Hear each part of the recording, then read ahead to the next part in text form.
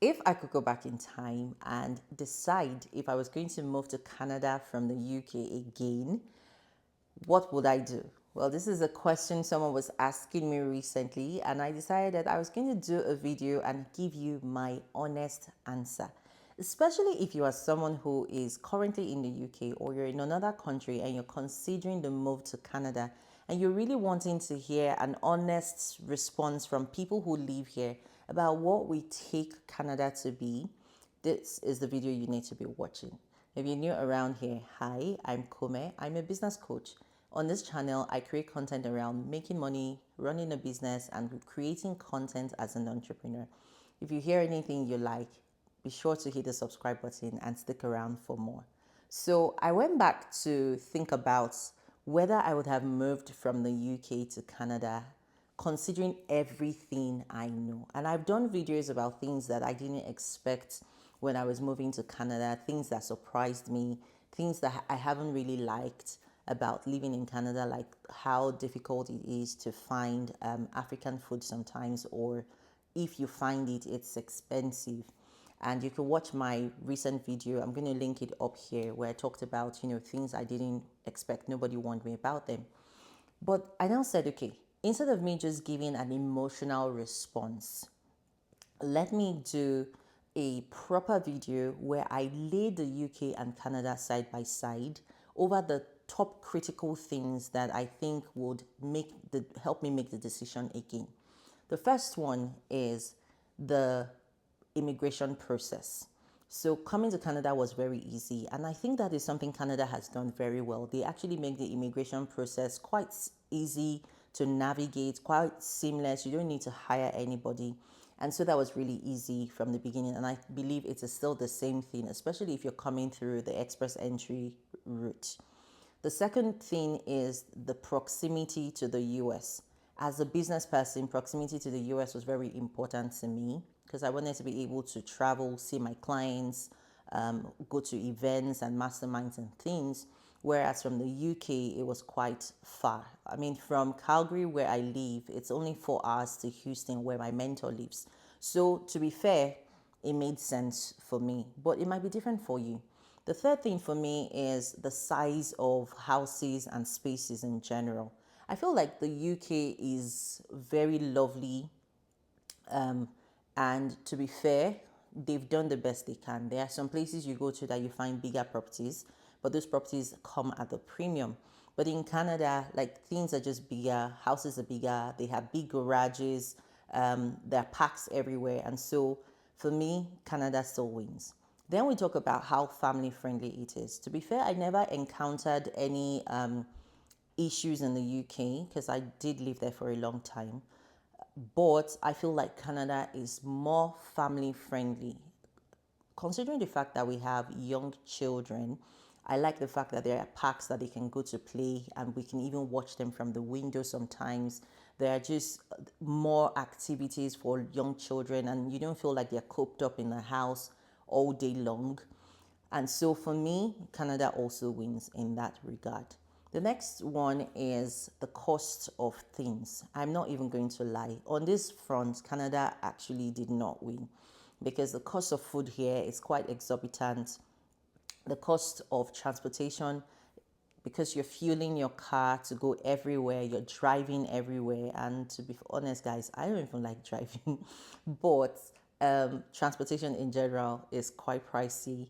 And so when I compare it to the UK transport system, where I could easily hop on a train and go wherever I'm going and it's not that costly, then obviously the UK wins. And then the final regard for me when I'm considering it is the possibility of growth in both the UK and in Canada. And if I'm going to be completely honest, I felt like in the UK, everything was saturated already. Like, I felt like in the UK, I was trying hard to be visible, I was trying hard to grow a business, and it was quite difficult. And another thing that really made it even more difficult was the fact that there wasn't a lot of funding available. So, yes, in the UK, there is a lot of talk about black immigrant people, and there is money for them, and there's funding here and there. But I never saw the money.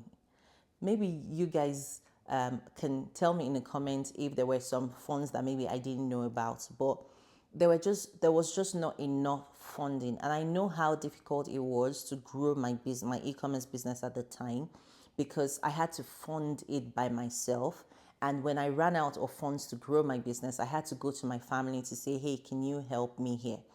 But in Canada, it has been a lot easier to access funding.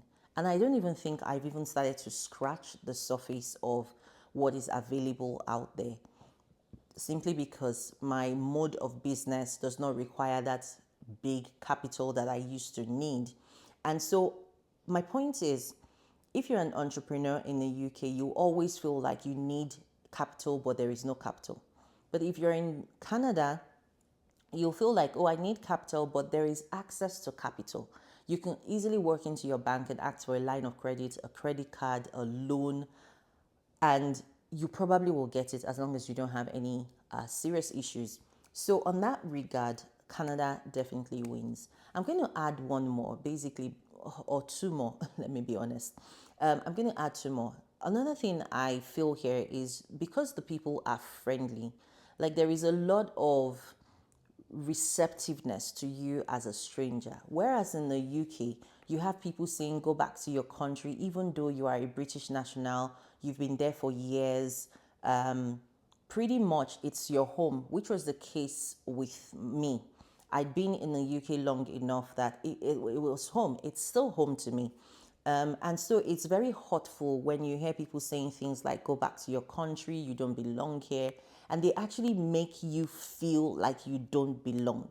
But Canada is different. In Canada, I've always felt welcome. I have never gone any place or anywhere where I felt like I was being looked at or discriminated against.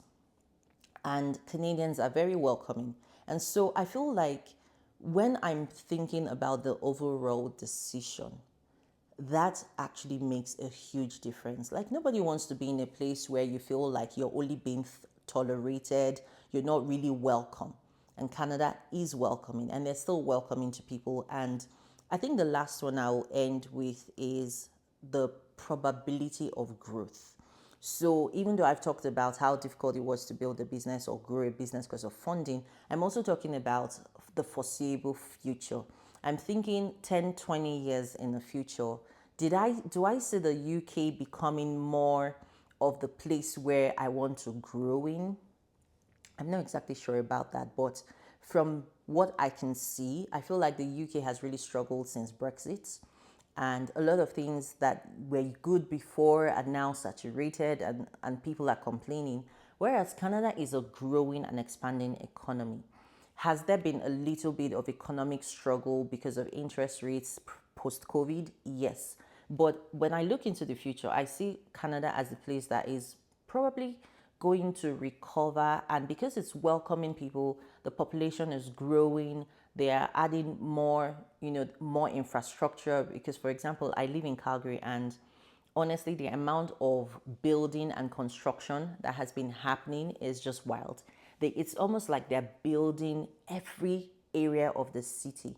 And so when I look into the future, I'm thinking that, oh, in the next 10, 15 years, Calgary is going to have matured. Canada as a whole would have matured even more, because it would now have like a more robust economy that is diverse, and there is more opportunity for growth here.